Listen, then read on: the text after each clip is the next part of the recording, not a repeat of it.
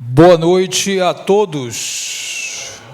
A paz do Senhor, irmãos, mais uma vez. Maravilha, vocês estão bem? Estão prontos? Vamos embora então. Abra a Bíblia comigo em Lucas capítulo 14. Evangelho de Lucas capítulo 14.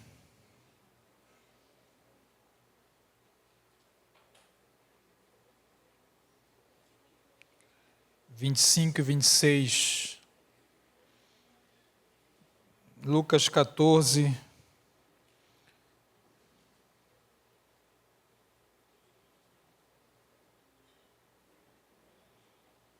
Vinte e cinco e 26.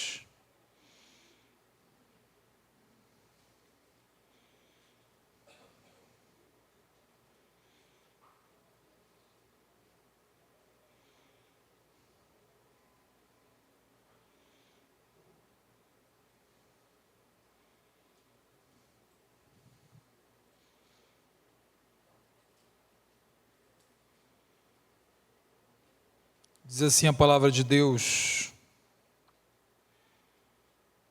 uma grande multidão ia acompanhando Jesus. Este, voltando-se para ela, disse: se alguém vem a mim e ama o seu pai, a sua mãe, sua mulher, seus filhos, seus irmãos e irmãs, e até a sua própria vida, mais do que a mim, não pode ser meu discípulo. Pai, obrigado pela palavra do Senhor. Fale conosco, Deus, de maneira profunda nessa noite. Nós precisamos de Ti. Em nome de Jesus, amém. Irmãos, eu quero falar, dando continuidade ao que falamos de tarde. Nós falamos da criação. Lembra da história? Lembra ou não? Falamos de criação, falamos da queda. Nós falamos que o maior problema da pessoa nunca é a sua sexualidade, embora seja um problema. O maior problema é a condição do coração da pessoa. Porque se mudar a sexualidade, mas não mudar o coração, no fundo, você só moralizou o sujeito. Eu sei que isso vai de encontro a algumas ideias que você já ouviu a vida inteira, talvez. Porque o foco nosso sempre é muito no comportamento. A gente está focado em mudar o comportamento. Então, principalmente adolescentes, né? Eu sempre recebo perguntas no Instagram. Aliás, se você ainda não me segue no Instagram, já não tem mais jeito para você. Já não há mais o que fazer. Mas eu sempre recebo perguntas no Instagram do tipo: pastor, eu quero me dar umas dicas. Eu odeio essa palavra. Me dá umas dicas porque eu faço tal coisa, eu preciso parar de fazer. Aí me dá umas 3 dicas aí. Então, olha, eu estou vendo pornografia, só para dar um exemplo, pode ser qualquer outra coisa. Então me dá 3 dicas, 5 dicas, e a gente fica atrás de dicas do comportamento, sabe? Que nos ajudam, são coisas que ajudam, mas elas não alcançam o seu coração. É como se fosse um adestramento comportamental. Lá em casa tem uma Shih Tzu, você sabe o que é uma Shih Tzu? É um cachorro, irmão. Lá em casa tem uma Shih Tzu, aí ela faz o número 1 e o 2 no tapete, né? Porque ela foi adestrada, né? Aí toda vez que ela faz, ela vem feliz. Aí você tem que dar um biscoito para ela. Você é um Shih Tzu, né? Então você quer umas 3 dicas para você fazer o número 1 e o número 2 no lugar certo. E é sempre focando no comportamento. Então você pensa assim: o que vai mudar mesmo é quando eu colocar um bloqueador de conteúdo adulto no meu computador e celular. Isso pode te ajudar? Pode. Eu sou contra isso? Não, eu acho que é uma coisa boa. Faça isso. Eu vou mudar quando, deixa eu ver, quando eu sair dos grupos de WhatsApp que só mandam porcaria. É evidente que você tem de sair. É claro que você tem que sair. Isso vai te ajudar? Lógico que vai. Eu vou mudar quando as pessoas dizem assim, então você está pecando, faça exercício físico. Você já viu essa? Tem os irmãos que já estão marombeiros de tanto pecar, né? Tanto tentar parar de pecar, ele virou marombeiro, né? Tome um banho gelado. Pneumonia, irmãos. De tanto banho gelado, né? Então eu vou parar quando... Eu lembro dos acampamentos, que eu sou velho, né? Vocês também são velhos, lá de trás são velhos, aqui da frente. Vocês estão prestes a falecer, né? Eu lembro na minha época, os acampamentos, sabe o que se fazia? Atenção. Separava homem de mulher, né? Os homens sentavam de um lado e as mulheres do outro. Era para não pecar, né? E aí a gente colocava, eu era adolescente, né? Então o pastor colocava um monte de obreiro nos quartos, né? Amarrava um menino em cada obreiro, assim. Que ninguém pode pecar. Aí tinha várias regras, não passe no quarto não sei de onde, não vá para a piscina, não sei que horas, vá para cá. Mas é impressionante como mesmo assim, sempre tinha alguém que pegava alguém na piscina.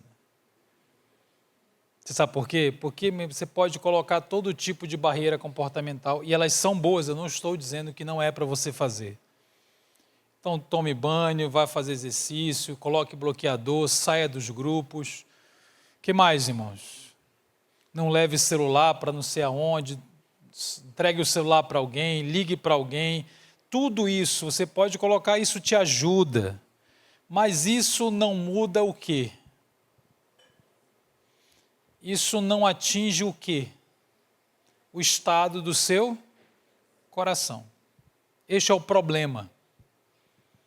Porque no dia que você quer pecar, pode ter monitor amarrado com você, pode ter um shih tzu gritando, pode ter acabado a energia da cidade, você vai e peca. Porque é o que você quer. É o que está no seu coração. O problema é o nosso coração. Tem um texto que a gente não leu, que está lá em Mateus 15, 17, que Jesus fala assim, que o que sai da boca vem do coração. E ele fala que a imoralidade vem do coração. Quer dizer, o que eu faço de errado vem do meu coração. A mentira vem do coração, os homicídios vêm do coração. E aí o que isso tem a ver com o texto que a gente acabou de ler? Veja, esse texto parece que não fala de sexualidade. Ele diz assim, tinha uma multidão de gente, Jesus olhou para essa multidão e falou, se alguém vem a mim e quer ser meu discípulo, precisa fazer uma coisa. Precisa fazer uma coisa. O que é que Jesus diz que tem de ser feito para você ser um discípulo? Veja que não é assim, você quer ser meu discípulo, você tem de ler a Bíblia todo dia, 5 capítulos, você tem de orar 2 horas por dia, você tem de ir para a igreja toda semana 3 vezes, você tem de dar 100 mil reais de investimento na nossa comunidade. Isso tudo pode acontecer, isso tudo pode ser coisas boas, podem ser coisas boas. Mas não é isso que faz você ser um discípulo. Um discípulo é alguém que está imitando a Cristo. Um discípulo é alguém que se comprometeu com Cristo. A sua sexualidade só vai mudar se você for um discípulo de Cristo. A sua sexualidade só vai mudar se você for um discípulo de Cristo. E aí tem uma coisa para ser feita para ser um discípulo de Cristo. Lembrando que o discípulo de Cristo não é alguém infalível. Amém? O discípulo de Cristo não é alguém que não tem atrações, porque todos nós temos. Um discípulo de Cristo não é alguém que não tem tentações, porque todos nós temos. Um discípulo de Cristo não é alguém que casou. Eu casei, então eu sou um discípulo. Não necessariamente. Você pode casar e não ser um discípulo de Cristo. Mas, pastor, se alguém é homossexual, aí ele converte, casa com uma pessoa do sexo oposto, aí sim é a transformação, né? Eu falei, eu não sei, irmão. Essa pessoa se tornou um discípulo de Cristo? Não, mas ele se relacionava com pessoas do mesmo sexo, aí ele se converteu, agora ele está casado com uma pessoa do sexo oposto. Isto é a libertação. Eu não sei, ele se tornou uma pessoa, ele se tornou um discípulo de Cristo? Pode ser que sim, pode ser que não. Mas o que eu quero para o meu filho é que ele me dê 3 netos. Ele precisa casar com uma mulher. Mas o seu filho, você quer que ele se torne um discípulo de Cristo? Ou você está satisfeita com casar e ter 3 netos? Esta é uma pergunta importante. Porque veja, para o Evangelho, qual é o ápice da vida? Qual é o alvo da existência? O que faz você ser uma pessoa plena? Tenta responder essa pergunta. Para o Evangelho, não para você, não para o que você acha, ou para o mundo, para o Evangelho. Se você pensar no Evangelho, o que é para o Evangelho, assim, a pessoa chegou lá, chegou, ela tem agora o que ela precisa, ela agora tem a vida, ela é plena. O que é que garante isso no Evangelho?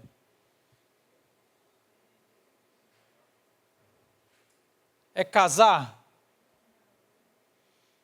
É ter um sentimento A, B, C? Uma atração A, B, C? Para o Evangelho, o ápice da vida é ser um discípulo de Cristo. Você entendeu? Então, tudo concorre. Você já viu um versículo que fala que todas as coisas cooperam para o bem daqueles que amam a Deus e vivem segundo os seus propósitos? Já viu esse versículo? Então, é que todas as coisas cooperam para o bem segundo o propósito, que é o quê? De fazer um discípulo. Então, não quer dizer que vai dar tudo certo. É que mesmo quando as coisas derem errado, isso vai cooperar para você ser que é o propósito, que é o ápice. Porque se você não tiver nada, não tiver recursos financeiros, não tiver onde morar, não tiver o que comer, não tiver casamento, não tiver ninguém, mas for um discípulo de Cristo, você tem a vida. É assim que o Evangelho se apresenta. Paulo dizia exatamente isso. Tudo o que eu tenho eu considero perda. Perda. Pode tirar. Porque essas coisas são importantes, mas não é isso que é a minha vida. A minha vida está oculta em Cristo. Então veja, o ápice do Evangelho é ser um discípulo de Cristo, é conhecer a Cristo, é andar com Cristo, é imitar a Cristo. Isto satisfaz o coração da pessoa para o Evangelho. Isto é o máximo que pode acontecer com alguém. Só que para a gente não é isso. Eu falei isso na resposta que eu dei. Na nossa cabeça, o que vai garantir que a pessoa não vai ter um futuro de miséria, que não vai ficar só, não é Cristo, é que se ela casar e tiver filhos. Porque a gente olha para alguém solteiro e fala, poxa, só tem Jesus. É uma miséria. Solteiro, imagina você. Amar é um deserto e seus temores, como diria Djavan, profeta menor. Djavan está entre Abacuque e Cláudia Leite. Então o cara está num deserto e seus temores, porque ele está sozinho, ele só tem Jesus. Eu, graças a Deus, casei. Por isso eu sou feliz. Mas pastor, eu defendo a família. Eu sei, irmão, mas é que se você achar que é feliz por causa da sua família e não por causa de Cristo, você tem um nome para isso, não tem? Tem um nome. É Cristo que dá a sua vida, porque se for sua família, você pode perdê-la. Jó tinha um monte de família. Aí um dia todo mundo morreu. porque Deus permitiu. E a pergunta era, para quem ele vivia? Afinal de contas, o que era a vida dele? Foi difícil pra caramba. Então o texto está dizendo assim, olha, você quer ser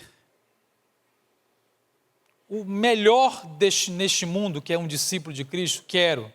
Você quer ter a vida, quer ter a satisfação? Quero. Então você tem de fazer uma coisa. Aí Jesus disse assim, você sabe o seu pai e a sua mãe? Se você amar o seu pai e a sua mãe mais do que a mim, você não pode ser meu discípulo. Tem um mandamento nos 10 mandamentos que falam o que sobre pai e mãe?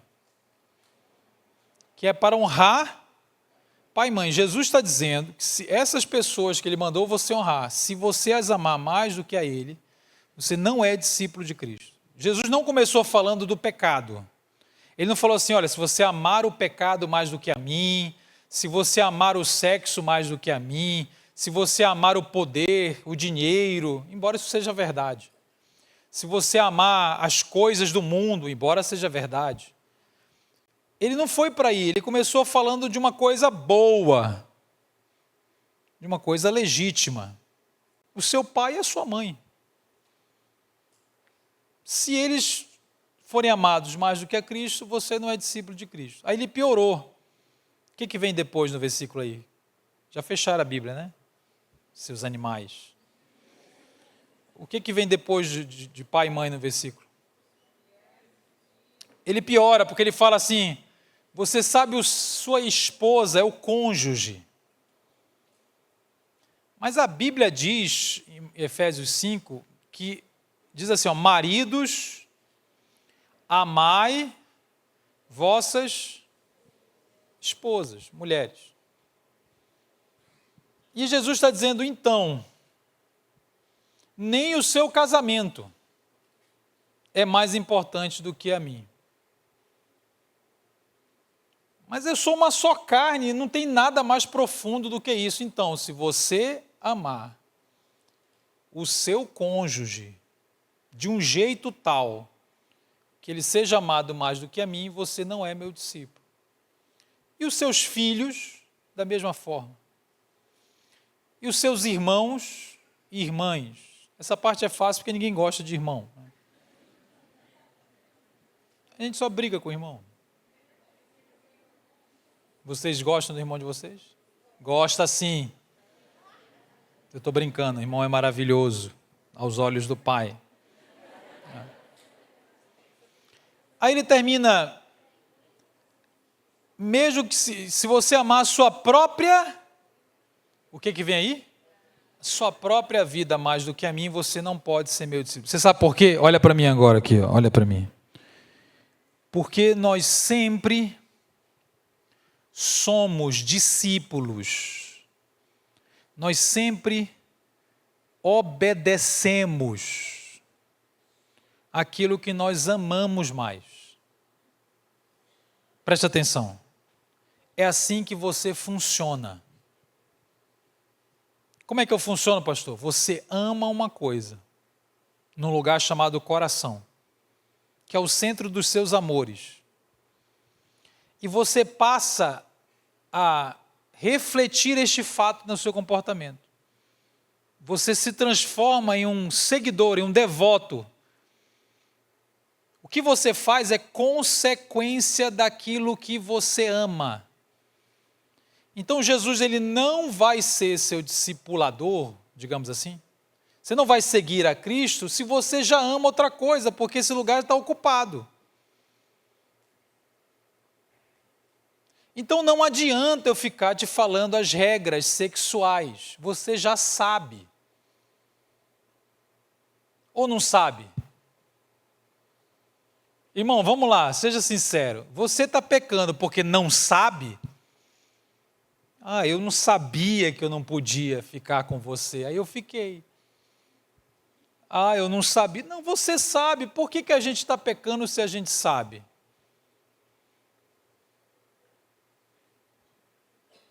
Se você chegasse para mim e falasse, naquela época que eu estava lá, anos atrás, solteiro e eu via pornografia, se você falasse, você sabe que ver pornografia é pecado, eu falaria o que para você?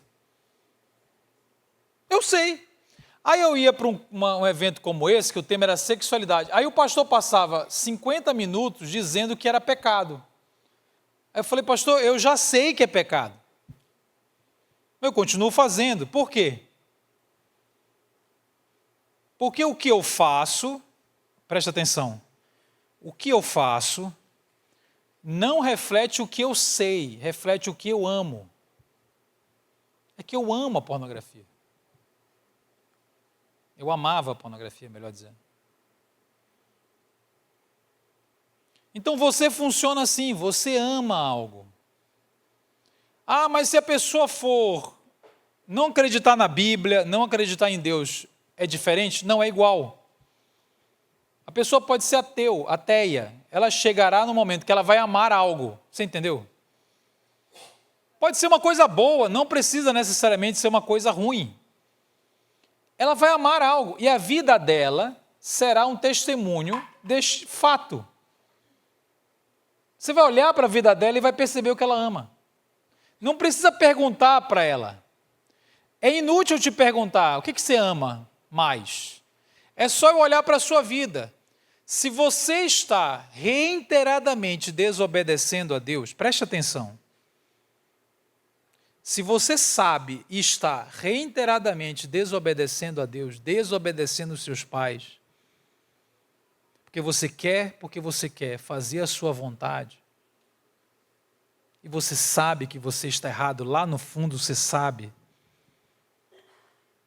Eu estou afirmando, eu não estou perguntando, eu estou afirmando, tem alguma coisa no seu coração que você ama mais do que a Cristo, e por isso você desobedece a Cristo. Porque toda desobediência a Cristo, eu adulterar, eu me prostituir, eu tratar os outros de maneira indevida, significa uma obediência àquilo que tomou o lugar de Cristo neste lugar chamado coração. Então você é, por natureza, uma pessoa obediente. Você está obedecendo. Resta saber a quem você está obedecendo. Você entendeu? Porque se eu não sou discípulo de Cristo, eu sou discípulo daquilo que amo mais, que neste caso não é Cristo. Lembra que eu falei que o problema é trocar o Criador pela criatura? De novo, estamos no mesmo lugar. Porque esse é o nosso problema, é a nossa idolatria. É quando a gente faz da criatura fonte da nossa felicidade. Eu vou buscar ali o que eu deveria buscar em Deus, eu busco fora de Deus. Eu substituo, porque eu sou idólatra. Então a minha vida na sexualidade reflete o estado do meu coração. Irmãos, eu fui adolescente na igreja a vida inteira, jovem. Eu não lembro, eu nunca cheguei com Deus e falei, me perdoa porque eu sou idólatra. Eu não amo o Senhor como eu canto todo domingo que amo. Você sabe como eu confessava?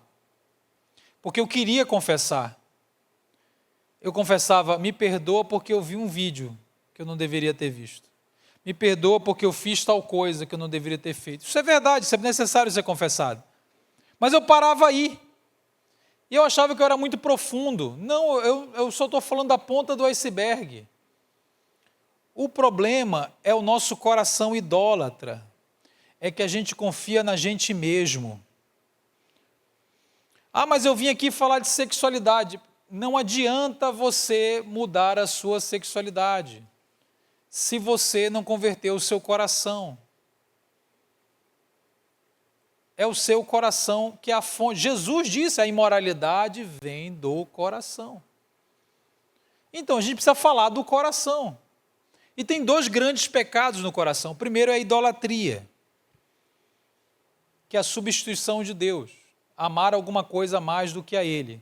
Lembra que perguntaram a Jesus quais eram os principais mandamentos? Vocês que são crentes. Quem nasce uruarama é o quê? Lógico, seu animal.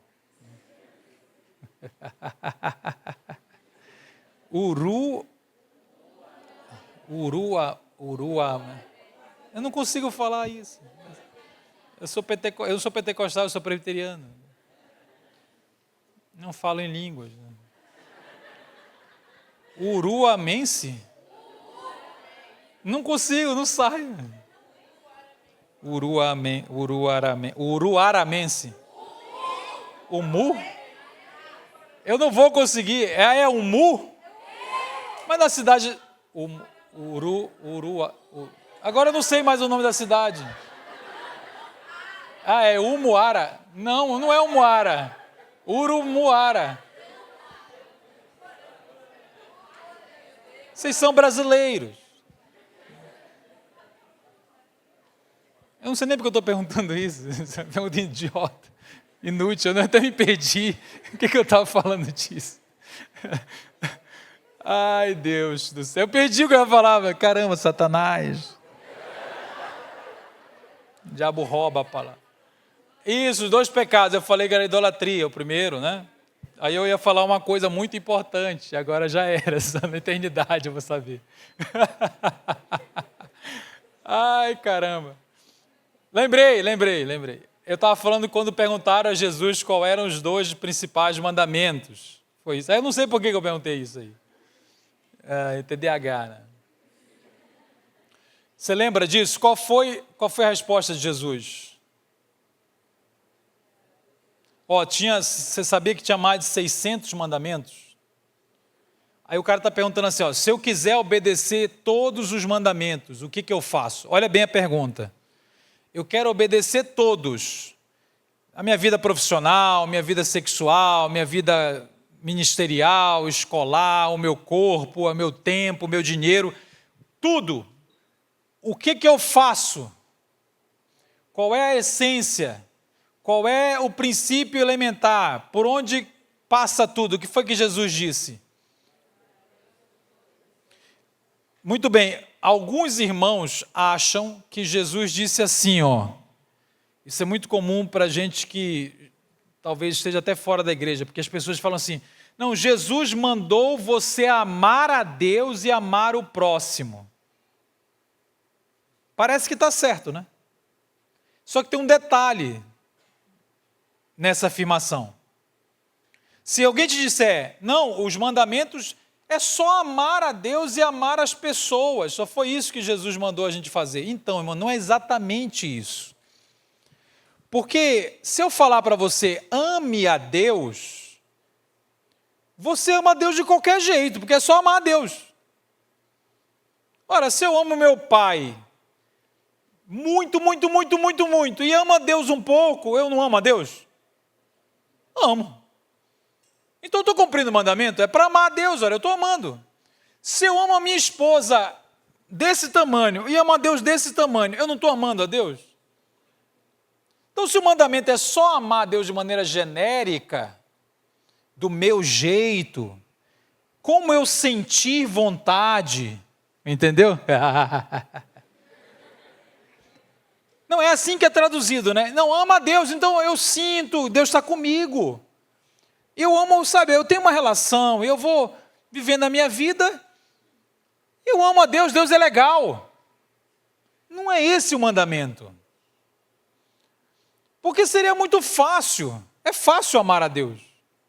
O problema é que o mandamento diz que é para amar a Deus de uma determinada forma.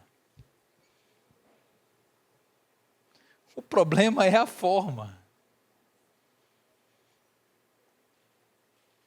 Qual é a forma? De todo o coração, alma, força e entendimento.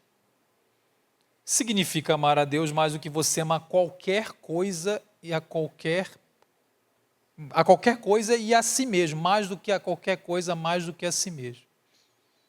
Agora me responde, eu consigo fazer isto, amar a Deus desse jeito, seguindo o meu coração? É impossível. Se eu fizer as minhas vontades, eu não amo a Deus desse jeito, não é natural a mim. Eu preciso aprender a fazer isto. Eu preciso aprender a fazer isso. Se depender de mim, não vai rolar. Por quê? Então isto é a base, melhor dizendo, isto é a base de todos os meus pecados. Veja, se eu adulterar, é um pecado sexual, né? Aí a gente pensa assim, nossa, a gente precisa tratar a sexualidade. É verdade. Mas veja, por que eu não adultero? Por que alguém adultera? E se eu adulterar, significa o quê? Veja, eu encontrei outra mulher, pode ser heterossexual. Eu encontrei outra mulher, aí eu abandono a minha para ficar com ela. Porque eu descobri que eu a amo demais. Aí você fala assim, não, isso não é amor. Não, irmão, é amor, e este é o problema. Se algo passa a definir como eu vivo, isso se chama amor. Não é que tem paixão, porque tem sentimento. Não é isso. Amor na Bíblia não é isto. Você não está amando a amante ou o amante porque você está apaixonado ou interessado sexualmente por essa pessoa. Não. É se aquela pessoa passa a definir como você vive, isto é amar aquela pessoa mais do que a Deus, porque ela se tornou mais importante do que a Deus. E a você mesmo também. Porque a palavra de Deus diz uma coisa, você e ela dizem outra. E ao invés de obedecer a Cristo, você obedece. Então, por amar algo mais do que a Deus, eu adultero. Se você que é jovenzinho, você está fazendo besteira, você já ouviu da sua mãe, mas você não aceita. Você não vai obedecer os seus pais enquanto você amar o seu pecado. O seu problema não é que o teu pai e tua mãe são chatos e opressores. O teu problema é que você ama mais do que ama a Cristo. Alguma coisa se tornou mais importante. Alguma coisa se tornou mais importante. E a gente peca porque ama. Aí o mundo diz assim, você já viu a frase, o importante é amar? É um retardado, né? Aí a pessoa lê a Bíblia e conclui, olha, eu concluí que o importante é eu amar. Você leu que Bíblia, seu animal? Não, eu concluí que toda forma de amor vem de Deus, porque Deus é amor. Mas você concluiu o contrário do que Jesus disse? Jesus acabou de falar, se você amar qualquer coisa, inclusive as coisas que eu mesmo te dei. Imagine o pecado, se você amar qualquer coisa, que forma de amor vale a pena? Onde eu tirou isso? Não, mas é só, o importante é amar, e aí se a gente amar, a gente vai ser feliz. Você está maluco. Você leu a Bíblia da serpente. É exatamente o oposto. Eu amo errado, este é o meu problema, eu preciso me converter todo dia. Então, pastor, eu estou com a minha namorada, a gente é crente, a gente é evangélico. Eu toco bateria. Vai casar errada, menina.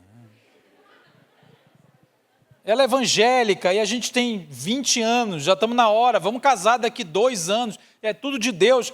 Mas, pastor, a gente não consegue ficar sem fazer sexo. Me dá 3 dicas. Aí eu quero bater na pessoa, irmão. Você quer 3 dicas? Primeira dica, se amarre em um caminhão. E vá. Deixa o caminhão te levar para o Paraguai. Aí você nunca mais peca. Porque não há o que eu te disser, tudo o que eu disser para você, você não vai fazer quando você decidir pecar. Só tem um jeito de vocês pararem de... Como é que alguém pode... Irmão, para pensar. Olha para mim, é sério. Para pensar. A gente é um monte de retardado, um monte de maluco. Porque como é que alguém vai dizer não para uma coisa que gera prazer, simplesmente porque ele quer dizer não?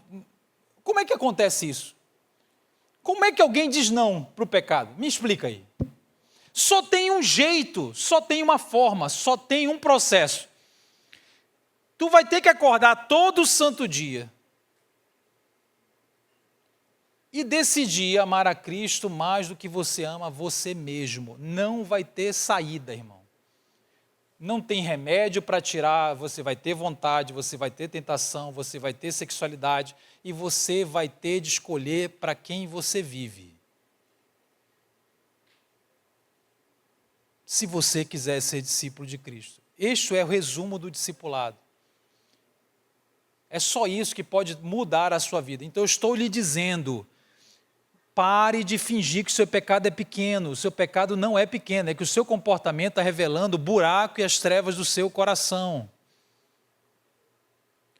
Você é evangélico, mas você não ama Deus, você ama outra coisa. A sua religião é outra. A sua religião do seu coração é outra. A religião aparente pode ser evangélica, mas qual é do seu coração? Quem você ama, para quem você vive? É só olhar para a quem você obedece.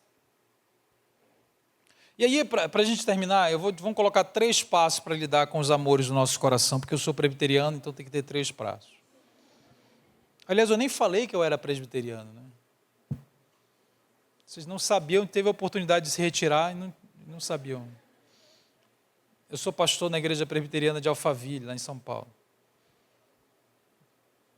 Portanto, eu não sou seu amigo, eu sou presbiteriano.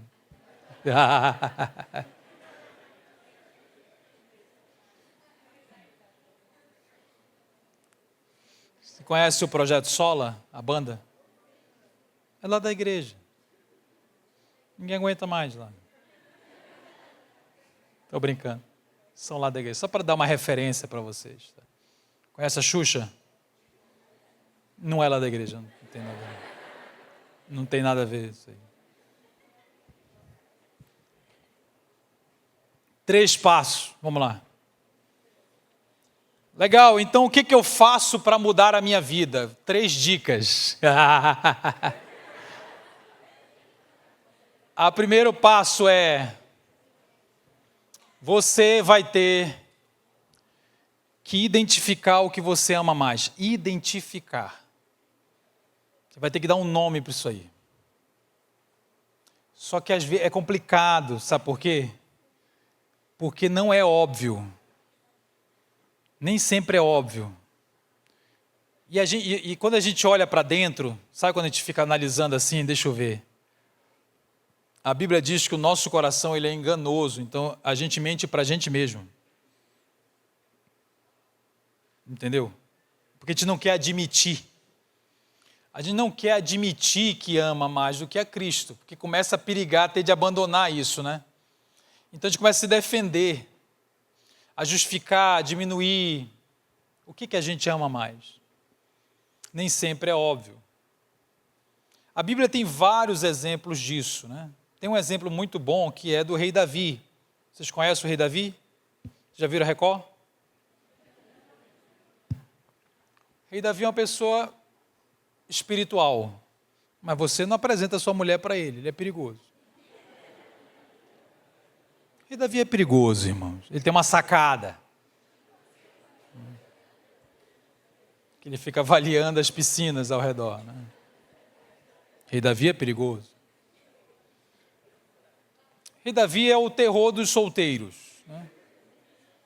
Porque o solteiro ele pensa assim: quando eu casar, aí a minha vida vai ser mais fácil, né?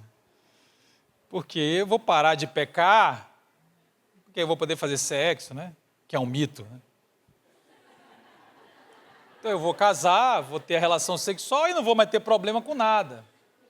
Não vou mais ter cobiças e pornografia, porque eu vou casar. Irmãos, Davi não era casado, não. Davi era casado com um monte de gente. Mulheres, tá? Fica tranquilo.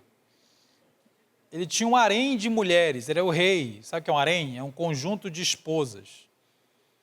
Você sabia disso? Davi herdou as esposas do rei anterior. Herdou. Você já herdou uma esposa? Saul morreu. Chegaram com ele e falou: tudo bem? Fulano morreu, agora você tem 10 mulheres. É da Amazon.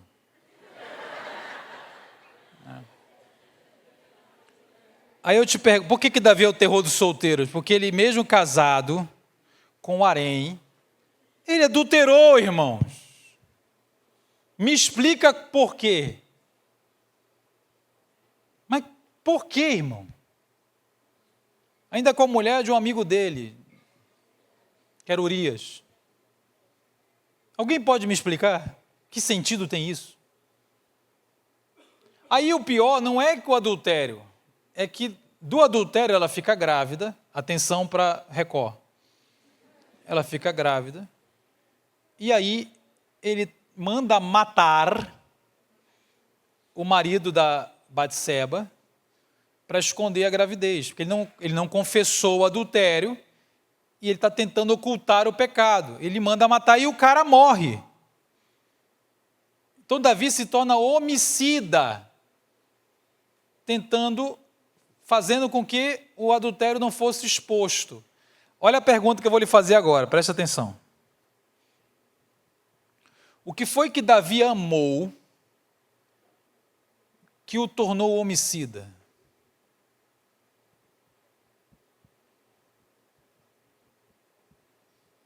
Você entende? Você ouviu a história que eu contei? Ele está tentando encobrir o adultério. O que foi que ele amou?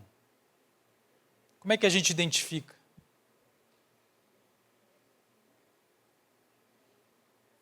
Ora, irmão, se ele está tentando ocultar o adultério, ele amou o que é a sua própria reputação.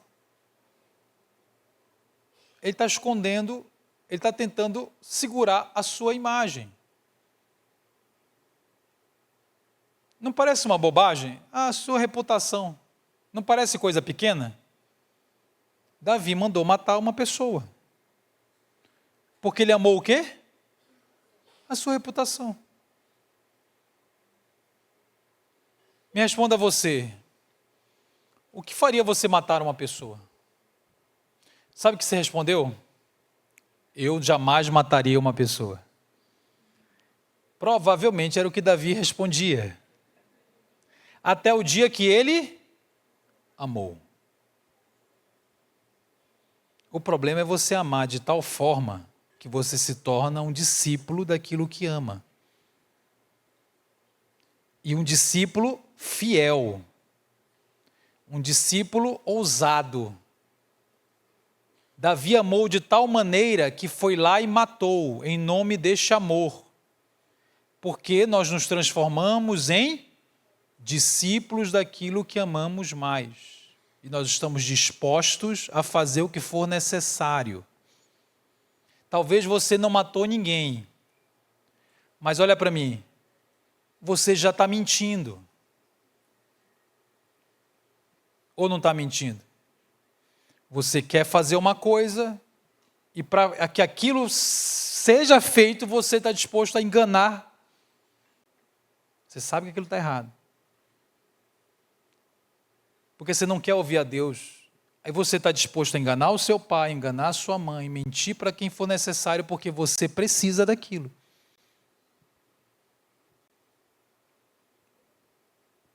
Você já está mentindo. Você está tratando os corpos das pessoas de que forma? Você quer tanto uma coisa que você trata mulheres como objeto. Bom, não matei ninguém. Mas como é que você trata as mulheres? Vocês que são homens. Você finge interesse, mas no seu fundo, o que você quer no final? É que a gente ama. Então a pergunta é, o que é, afinal de contas, que está movendo a nossa vida? A pergunta é, o que você acha que não pode sair da sua vida? É preciso que você pergunte, Deus me mostra o que passou a ser mais importante. Por que eu passo por cima de todos e de todo mundo? A ilusão de que isso, se eu tiver, eu vou ser feliz. A segunda coisa, além de identificar, nós precisamos descredibilizar o que amamos mais. Descredibilizar, eu vou explicar, calma. Descredibilizar significa deixar de confiar. Deixar de confiar. Você acredita que se tiver aquilo, a sua vida será maravilhosa. Esta é a sua confiança, é a sua aposta. E você vai pecar. Tem na Bíblia uma passagem que é conhecida como jovem rico. Você já ouviu falar? Era um cara que era jovem e era rico, que é o que importa. Brincadeira. Vocês que são feios, velhos e pobres, sintam-se à vontade entre nós. Jovem rico chegou. Atenção para a história, tá? Ele chegou, ele era jovem, ele era rico, ele era bom, era um tremendo de um partido. O cara fazia tudo certo, o cara cumpria os mandamentos, tomava banho. Era uma pessoa que usava fio dental. Uma pessoa que era adolescente e não fedia. O que praticamente não existe mais. Todo adolescente fede. É um fato, irmãos. O que eu posso fazer? O jovem rico era muito bom, higiênico, correto, moral. Se ele chegasse na sua casa e falasse ao seu pai, quero casar com a sua filha, o seu pai diria, case comigo. Ele era muito bom.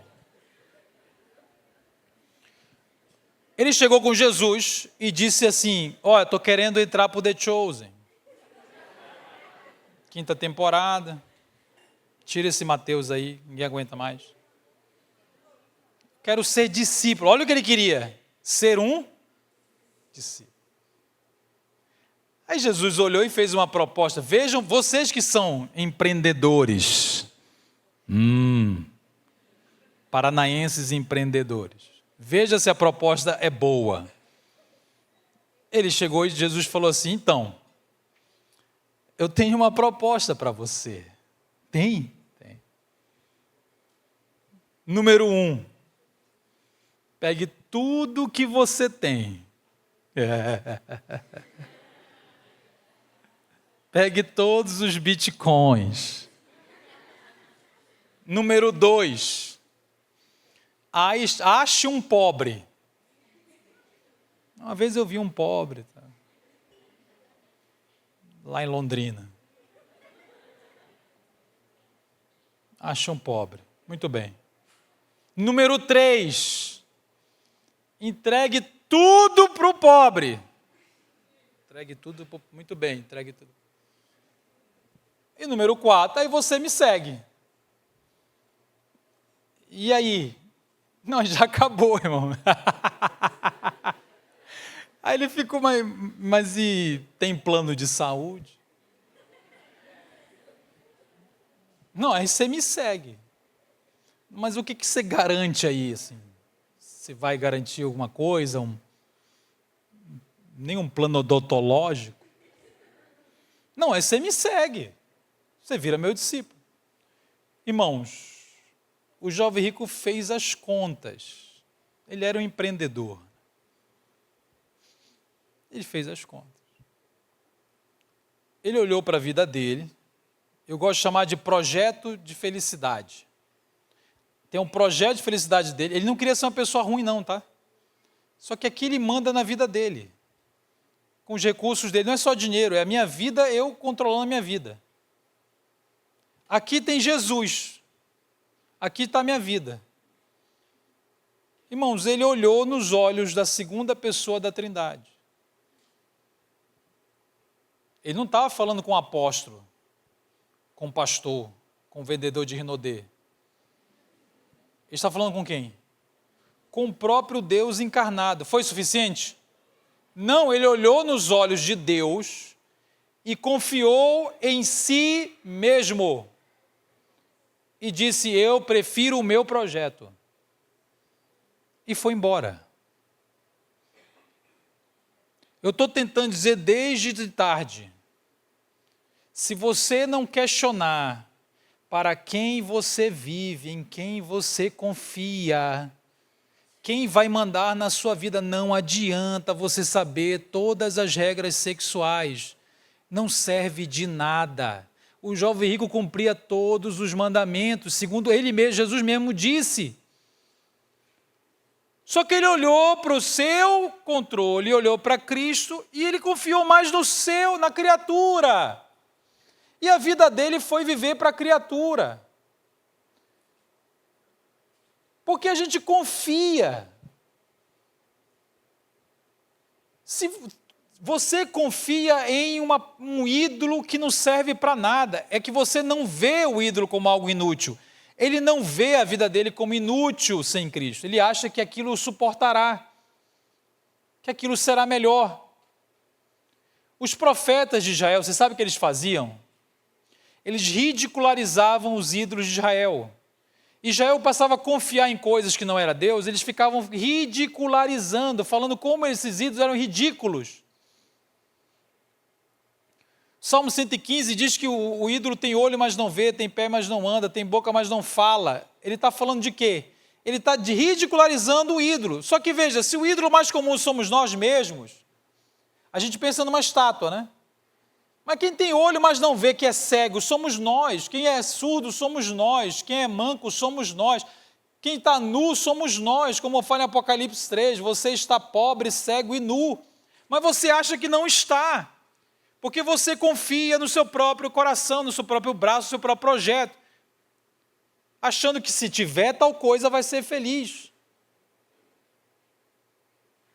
O nosso problema é confiança. Tem uma pessoa na Bíblia, lá no Velho Testamento, às vezes que horas são? São quase 9h30, irmãos. Vocês falam demais. Não aguento mais ouvir. Eu vou acabar. Eu falei que eram 3, né? Falta só um. Em algum momento eu vou acabar.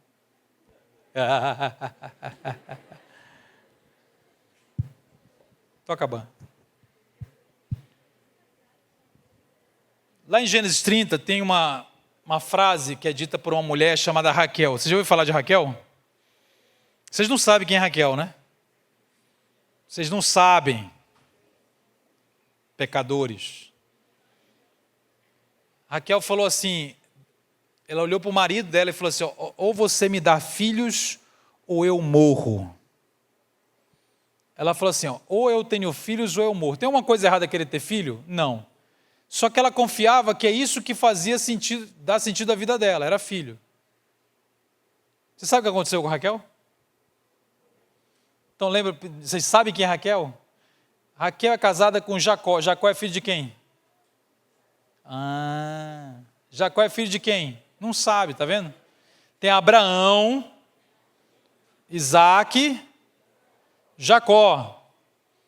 Então Abraão, escolhido, foi o povo. Isaac, Jacó. Jacó era aquele cara que roubou a primogenitura. Você já roubou uma primogenitura? Ele roubou a bênção. Não é que ele roubou um iPhone, ele roubou a bênção. Evangélico, né? Enganou o pai era cego, né? O cara enganou um cego, irmãos. Jacó é muito pervertido, né? Ainda fez um complô com a mãe dele, a mãe era maluca. Meteu uns algodão, irmão. Porque o irmão era peludo. Eu estou falando sério, eu não estou zoando. Ele meteu uns algodão eu estou brincando, né? Mas meteu umas peles de carneiro. Aí a mãe foi fazer um guisado, fingiu que era uma caça. E o pobre do cego, velho e cego. Como é que alguém engana um velho cego, irmão? Aí o cego ainda desconfia, né? Você está parecendo Jacó, não está parecendo Esaú, que era o irmão mais velho, né? Aí ele fala assim, não, eu sou Esaú.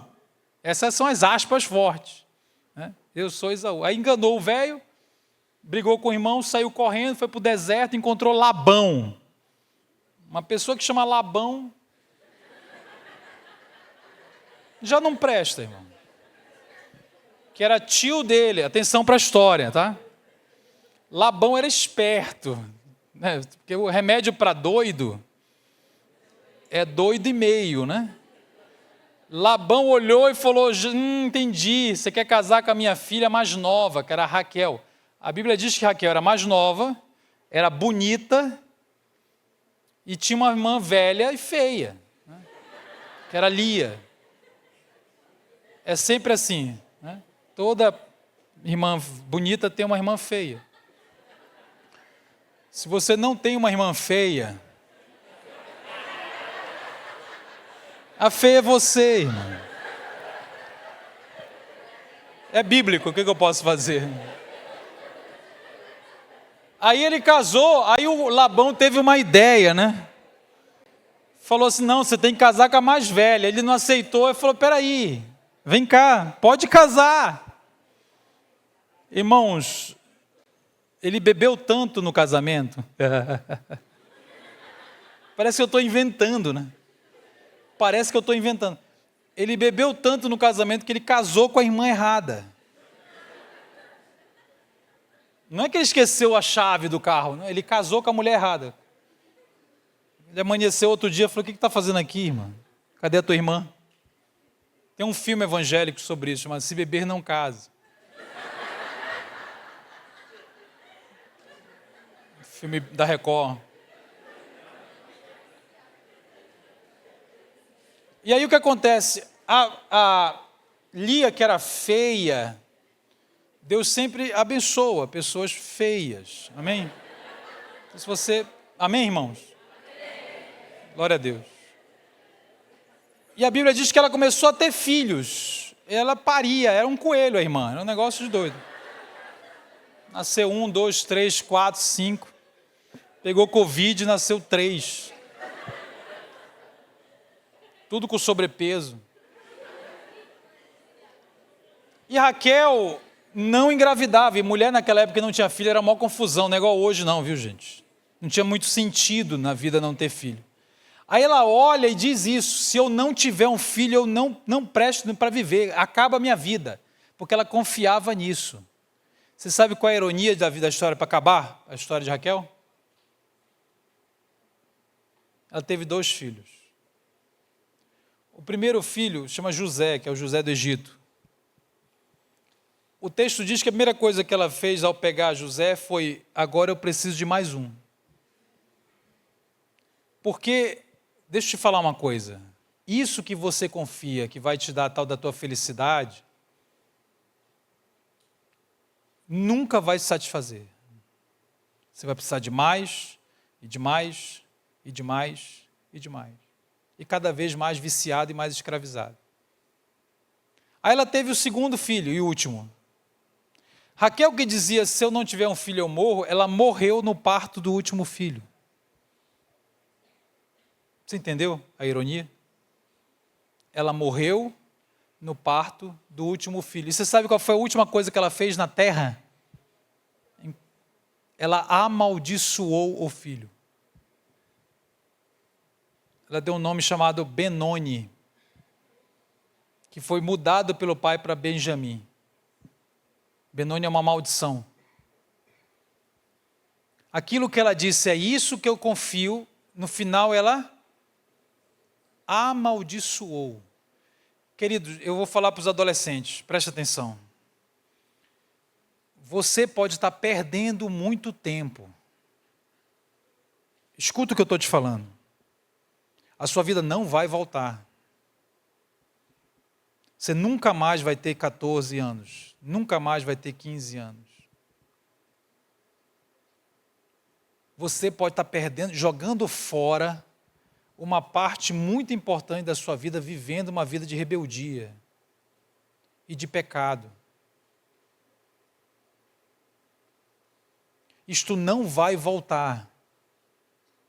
Um dia, pela graça de Deus, que Deus te converta, um dia você vai olhar para trás e tudo que você perdeu, você vai olhar e pensar, onde é que eu estava com a cabeça?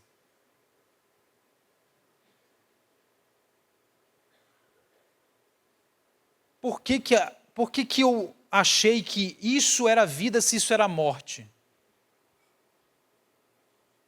Então você pode abrir o olho agora, ou esperar, perder mais tempo, insistir em correr atrás do vento mais um pouquinho, se ferir e se adoecer mais um pouquinho, para depois olhar para trás e ver que é só vento. O que você confia?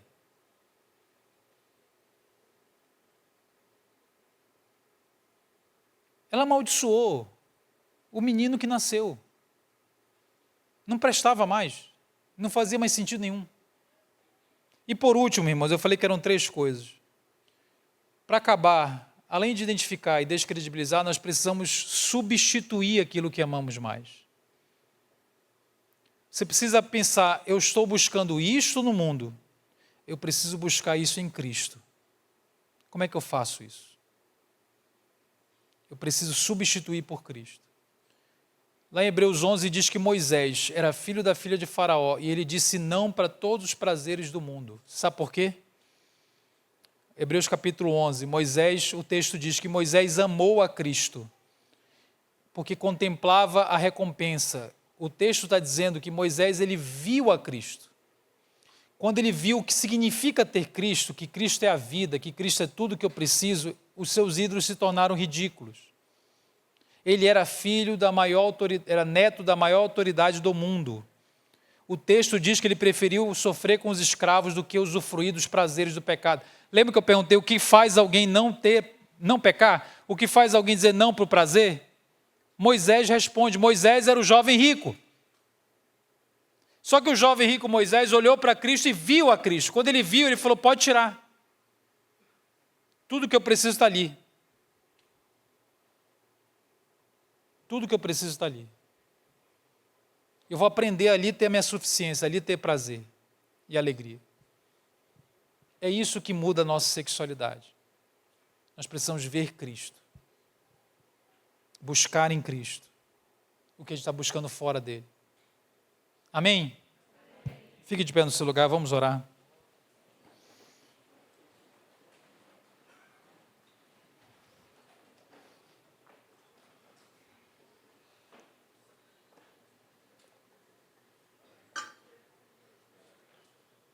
Feche seus olhos.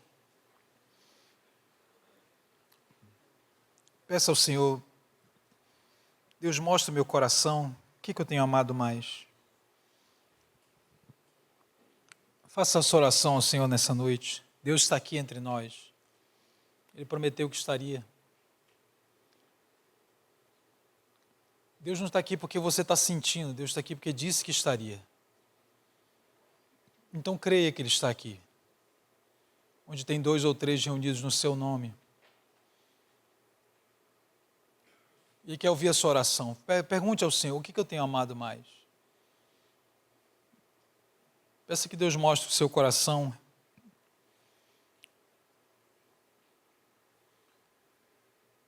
Pai, eis aqui o nosso coração. Nós pedimos socorro ao Senhor nessa noite. Nós estamos perdidos, Senhor. Nós estamos perdidos porque nós amamos muito a nós mesmos, as nossas ideias, os nossos projetos. Nós amamos muito esse mundo, a verdade é essa. E nós estamos amando isso mais do que ao Senhor. E que a gente quer te pedir perdão, Pai, te pedir socorro. Te pedir perdão e te pedir socorro. Socorro. Porque a gente não consegue sair desse buraco sozinho. A gente não consegue sair desse lamaçal sozinho. Nosso coração está totalmente rendido aos nossos ídolos, que nos dão migalhas de prazer, migalhas de alegria, migalhas de sentimentos de valor, de suposta segurança. Eu oro pelos adolescentes aqui. Peço que o Senhor quebre toda a mentira que está instalada na mente. A mentira que diz, você sabe mais. Siga o seu coração. Vai lá e ame de qualquer forma e está tudo certo. Deus, nós queremos reconhecer que temos confiado naquilo que não vê, tem olho, mas não vê. Temos confiado naquilo que tem pé, mas não anda. E a gente está mentindo, enganando, se rebelando contra tudo e todos para viver o nosso sonho, o nosso projeto. Nós pedimos, muda o nosso coração. Tem misericórdia na nossa vida. Peço que o Senhor faça como Moisés e abra os nossos olhos, nos faça ver Cristo. nos faça ver Cristo, quem Ele é. Quem Ele é, para a glória do Teu nome. Em nome de Jesus, amém. Amém. Você pode sentar. Você pede para alguém trazer um livro lá depois, por favor? Eu esqueci. Irmãos, eu trouxe o livro só para deixar rapidinho para passar para o pastor. Eu já falei de tarde, mas talvez... Quem não estava aqui de tarde, levanta a mão, deixa eu ver. Tem uma galera. Então, quem ainda não entendeu sobre o livro... Meu livro está ali, eu vou ficar lá sentado, se alguém tiver dúvidas. Ele é um livro que fala da relação do evangelho com a sexualidade. É muito importante que você continue aprendendo. Tem a nossa formação online. Já algumas pessoas se inscreveram, mas eu queria que mais pessoas se inscrevessem para que a gente pudesse mergulhar, se capacitar mais, para entender melhor este assunto. Coloca o QR Code aí, por favor, querido. Cadê os midianitas lá da mídia? Os midianitas são inimigos, né? Coloca lá. Isso. Aí. Então, esse QR Code ele vai te dar acesso à nossa formação. É um apelo que eu faço porque, irmãos, sabe qual é a frase que eu mais ouço em 20 anos? A igreja não está preparada.